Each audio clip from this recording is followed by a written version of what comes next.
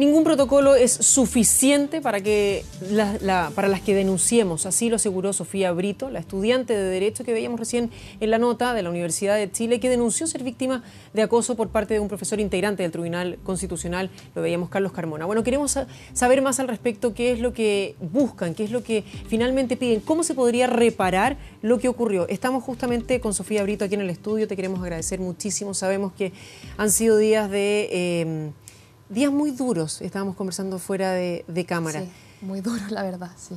¿Alguna vez pensaste que iba a tener tamaña repercusión tu denuncia? La verdad es que cuando una denuncia nunca se imagina mucho lo que va a pasar. Primero, es una decisión muy difícil la de denunciar, sobre todo porque hoy día los protocolos, como yo también decía anteriormente, no dan las garantías suficientes para que quienes denunciamos se entienda que estamos en una situación de asimetría con respecto a los profesores, con respecto a los estudiantes, ya que existe una violencia de género estructural de las relaciones sociales que tenemos como sociedad. Entonces, en ese sentido, evidentemente, un proceso que es secreto, un proceso en el cual no somos consideradas como intervinientes, nunca va a ser suficiente para realmente dar respuestas concretas a quienes vivimos estas situaciones.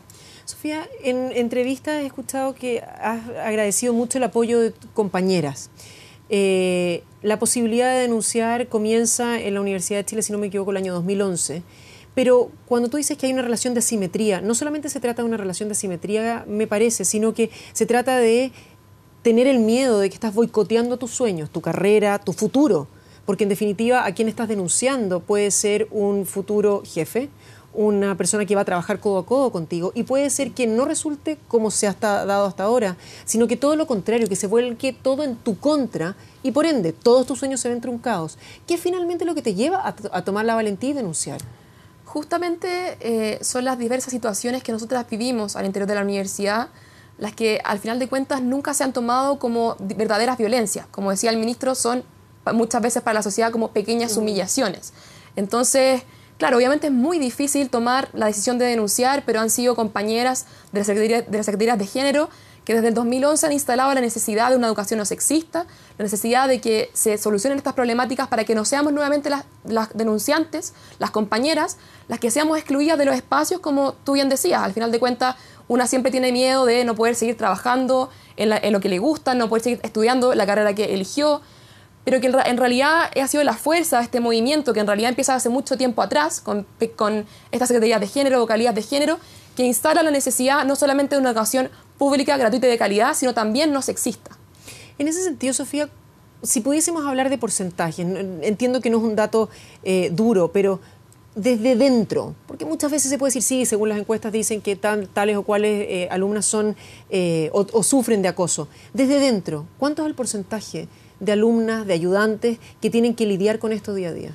Hoy día no tenemos un porcentaje oficial. Por eso te digo, pero estando dentro de... Estando dentro de uno se da cuenta. O sea, hoy día estamos en círculos de mujeres, en asambleas de mujeres, donde prácticamente no hay ninguna compañera que no haya vivido una situación de vulnerabilidad, un comentario machista, una práctica machista, alguna situación de violencia al interior de la universidad. ¿Estamos hablando de un 100%? Yo no diría un 100% porque como justamente no tenemos una cifra oficial en este momento, porque claro, como los protocolos no dan las garantías suficientes para denunciar, en realidad tampoco tenemos una cifra concreta. Más que nada son las cifras negras, por así decirlo, con las cuales nosotras manejamos como Secretarías de Género, pero que en realidad no queremos someter muchas veces a nuestras compañeras a tener que denunciar en un procedimiento que va a durar muchas veces más de 2 años, en que no hay notificaciones, en que no hay posibilidad de presentar recursos, cuando estamos en contra de lo que se está decidiendo por parte de la universidad. Y en esa línea por eso también decimos, cualquier protocolo es insuficiente porque los protocolos llegan tarde. Llegan cuando nosotras ya vivimos las situaciones de violencia en la universidad o fuera de la universidad. Necesitamos una educación que de alguna manera no reproduzca la forma en que hemos sido educados como hombres y mujeres, en tanto que los hombres siempre están en lo público, siempre son dueños de alguna manera de la vida de las mujeres, y las mujeres siempre tenemos que relegarnos a lo privado, donde las violencias que vivimos son vistas como naturales, como tabúes. ¿Sabes qué? En ese sentido, cuando son víctimas de un acoso, de un comentario, ya de un abuso finalmente, hay instancias en las cuales se puede tomar como normal. ¿Qué es lo que lleva a reflexionar? Con el tiempo es muy fácil, uno mira hacia atrás y dice, ¿cómo no dije nada antes? ¿Cómo no? Pero ¿cuándo es que finalmente, en estos días, claro, porque se ha visibilizado mucho, pero cuánto tiempo pasa hasta que ustedes son capaces de darse cuenta que algo no está bien, que no es correcto lo que está ocurriendo? Yo creo que es gracias a estas instancias que se han instalado en las universidades, como las secretarías de género, por ejemplo, es que nos hemos dado cuenta que, claro, muchas cosas que nosotros también veamos como normales cuando ingresamos a la universidad, pareciera ser que pasaban de ser del comentario mala onda a un compañero a un comentario que en realidad es machista, a una práctica que es abusiva, a un acoso. Ya no es solamente como el tener que nosotros relegarnos a nuestro espacio y decir, bueno, me tengo que ir, sino decir, pero ¿por qué tengo que ser yo la que se va?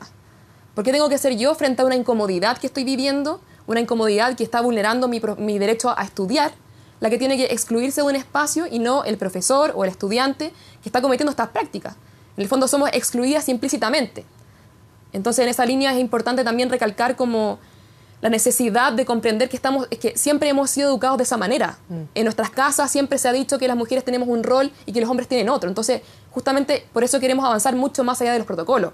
O sea, en esa línea el gobierno, claro, ha dicho vamos a instalar protocolos y vamos a trabajar en eso, pero nosotros creemos que esta demanda es mucho más profunda que eso. Es cómo hemos sido educados desde la educación parvularia hasta la educación universitaria. En ese sentido, hay más de 360 abogadas que firman una carta en las cuales entregan el apoyo hacia ustedes, que manifiestan también que ellas de alguna forma vivieron situaciones que hoy se dan cuenta que por miedo a que un escote no fuera lo suficientemente profundo, a que una falda no fuera lo suficientemente corta, eso iba a determinar una nota y la aprobación o no aprobación de un ramo. ¿Qué tan lejos de eso estamos? Porque sí, efectivamente, estas son abogadas que ya hoy por hoy son profesionales consagradas y que esto ocurrió hace 20, 25 años. ¿Eso se sigue dando? Nosotras vivimos las mismas situaciones hoy día dentro de nuestros espacios educativos.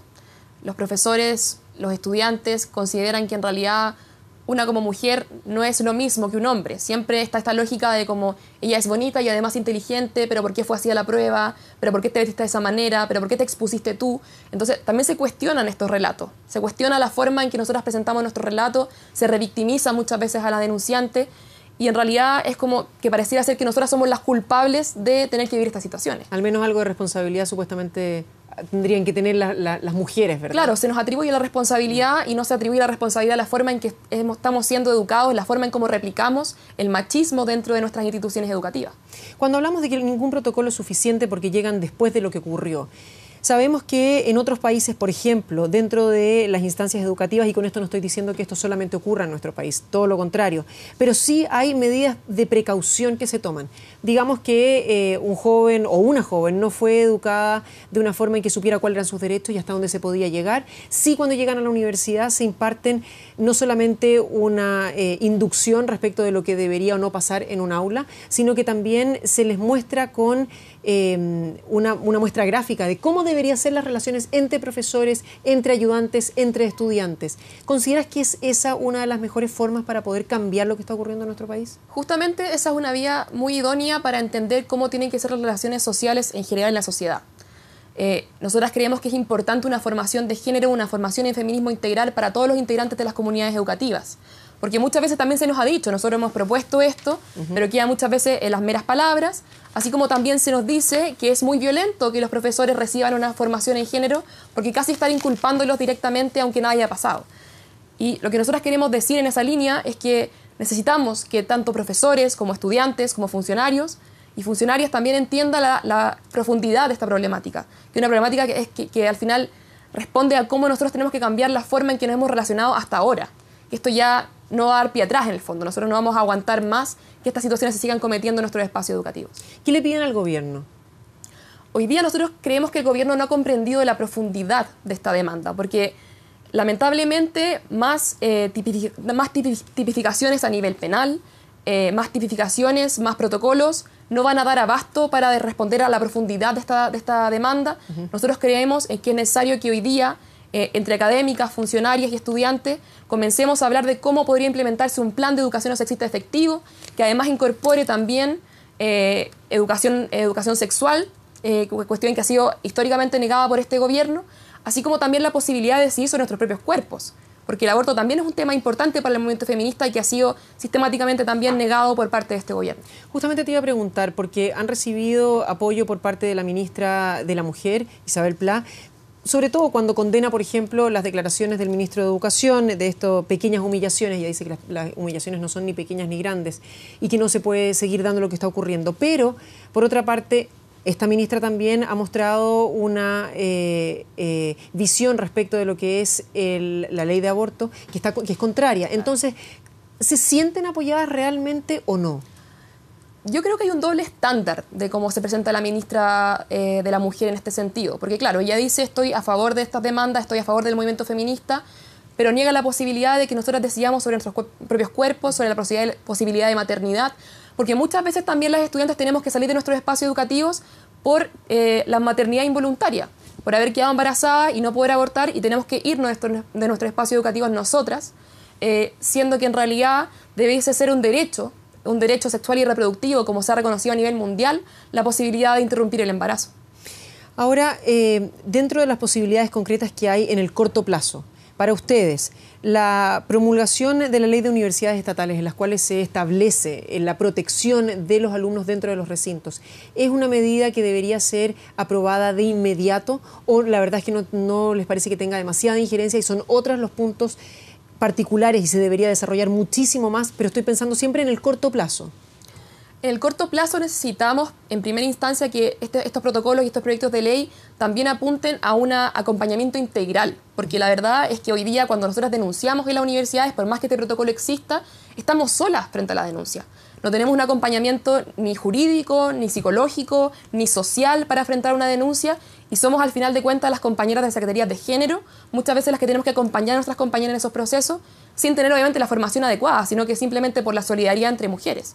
En ese sentido, hay una credibilidad, es la situación que generalmente se da en situaciones de abuso o incluso de abusos a menores. No se les cree en un principio, no hay... Y con lo mismo se hace dudar, se dinamita nuevamente la seguridad de esa mujer que está tratando de ser escuchada. ¿Se cree en esta instancia o todavía hay muchísima duda y hay que estar buscando pruebas para poder demostrar lo que uno vivió? Siempre hay mucha duda, siempre se parte desde la duda, siempre se parte desde qué hizo la mujer, qué hizo la persona denunciante para exponerse a esa situación, para estar en esa situación.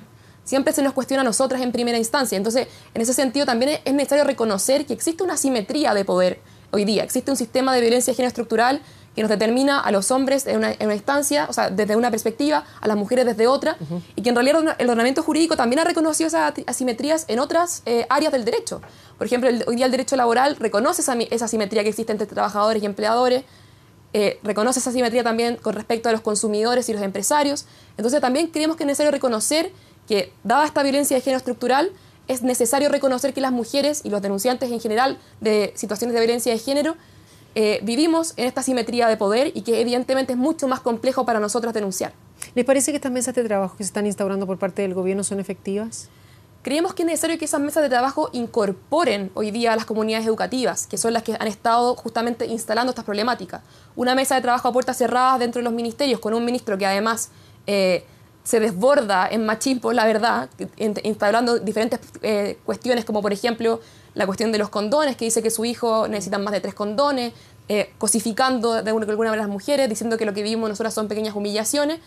O sea, no sabemos cómo sentarnos a conversar con ese ministro cuando en realidad se ha demostrado sistemáticamente en contra de entender la profundidad de nuestras problemáticas.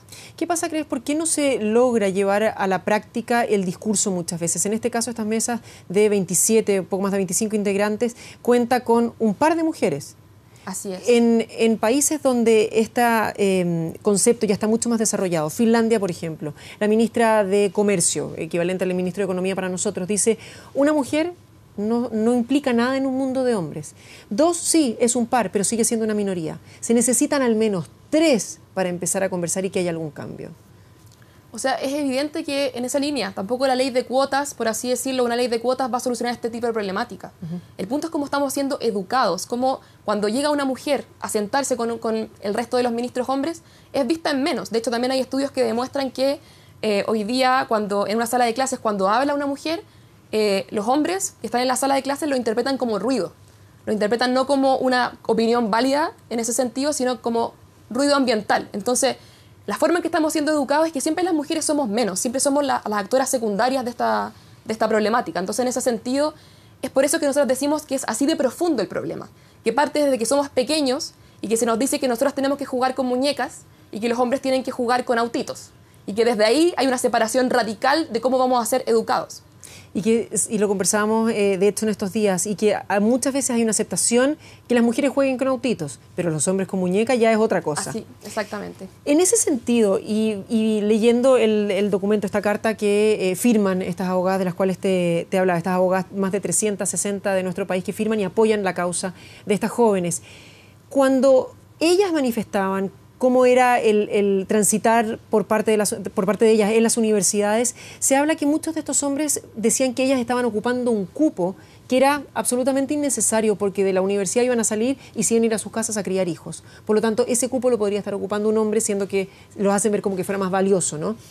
¿Qué crees que hay detrás de este acoso, de este machismo? ¿Qué hay detrás de eso? Yo creo que lo que hay detrás de eso es la comprensión de que una mujer solamente va a poder ascender en su carrera profesional con la tutela de lo masculino. Al final de cuentas, el acoso es eso, es como si tú aceptas estas condiciones, aunque no las aceptes, pero te quedas callada frente a estas condiciones que yo te impongo de manera afectiva o de exigencias afectivas, tú vas a poder ascender en tu carrera profesional. Si no es así, entonces no vas a tener la posibilidad de hacerlo. ¿No crees que de alguna forma se están tratando o se intentan reducir los liderazgos femeninos? Porque en definitiva, en este caso, por ejemplo, tú eras ayudante de un profesor, con lo cual probablemente destacabas dentro de la masa de estudiantes mujeres que había, ¿verdad? Por alguna razón fuiste elegida ayudante, y quiero creer que hubo una selección meramente de acuerdo a las capacidades y no de acuerdo a otra cosa. Que justamente todos esos cuestionamientos también entran cuando una vive este tipo de situaciones. A veces uno se cuestiona, ¿habré entrado a esto por ser mujer y por haber podido tener esa posibilidad de, al final de cuentas, como aceptar o callarme frente a estas condiciones afectivas que se me imponen? ¿O bien porque tengo las capacidades para hacerlo? Entonces, siempre esos cuestionamientos son a los cuales se nos somete. Porque siempre partimos desde la base de que somos menos como mujeres, desde que de alguna manera tenemos que demostrar de una manera mucho más radical de que somos capaces y que tenemos que justamente a veces masculinizarnos también para entrar en este mundo que sistemáticamente nos ha negado la entrada. Sofía, ¿cómo se sigue ahora? Creo que es importante que el movimiento que estamos levantando en todas las universidades también se comprenda como un movimiento profundamente radical de cómo se cambian las relaciones sociales, de cómo estamos viviendo no solamente lo estudiantil, porque la verdad es que esto pasa y estamos viendo recién, o sea, está pasando en la iglesia, está pasando dentro de los lugares de trabajo, está pasando en las mismas casas. Entonces, entender que esto es un problema transversal que vivimos tanto mujeres como disidencias sexuales, y que las vivimos también porque hoy día vivimos en una sociedad que se nos impone en términos de competitividad, en términos de que el mercado es quien decide qué carrera va a ser más, de alguna manera, como más puesta en la palestra que otra. En ese sentido tenemos carreras masculinizadas y carreras feminizadas, y las carreras feminizadas siempre son las más precarias. Entonces, comprender que solo un cambio radical a la educación, un cambio estructural, que también involucra las demandas anteriores, o sea, necesitamos una educación sin lucro para que una educación no sexista sea posible. Porque si dejamos en manos del mercado estas situaciones, evidentemente no se va a poder lograr un cambio profundo. Entonces, en esa línea creemos que es importante comprender esa profundidad y que también el gobierno la comprenda, así como también y comprenda también la necesidad de que todos los actores que estamos trabajando hoy día por ello estemos involucrados en ese cambio. Sofía Brito, muchísimas gracias por haber venido a conversar con nosotros. Felicitarte nuevamente por tu valentía. Muchas gracias. Muy bien.